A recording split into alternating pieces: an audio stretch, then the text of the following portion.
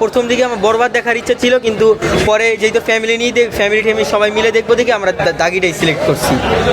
আপনার নিশ্চয় যে আমাদের ফেভারিট নায়ক দেখে হচ্ছে ওই মুভিটা দেখার ইচ্ছা ছিল। ওই মেয়েটা যদি ওনার হইতো তাহলে আমার ভালো লাগতো বেশি।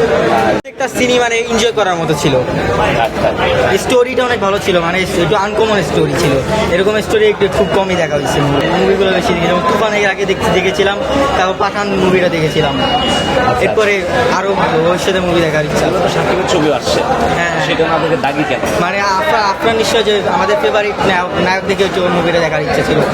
এর আগে ওর তুফান দেখেছিলাম, দেখে ভাবলাম কি এবার একটু নতুন কিছু দেখি, মানে এবার একটু অন্যরকম কিছু দেখি, তাই একটু এবার দাগি মুভিটা দেখা হয়েছে। বরবাদ দেখা হবে? হ্যাঁ, বরবাদ দেখা হবে।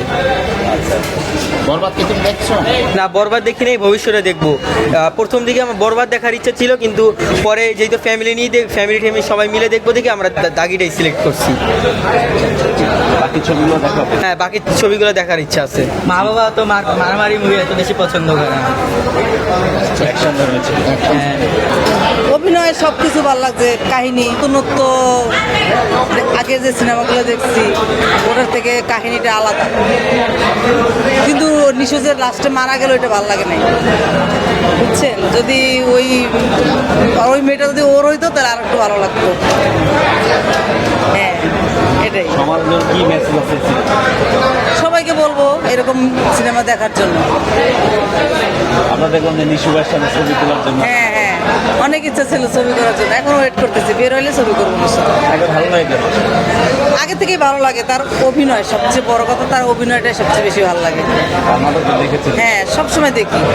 এই সিনেমা যখন আসছে, যতগুলো মুক্তি পেয়েছে তার মধ্যে ওনারটাই সিলেক্ট করছে, এটাই আগে দেখি। এটা দেখার কারণ আরো তো 5টা সিনেমা আছে শাকিব খান। ওনাকে ভালো লাগে এই জন্য।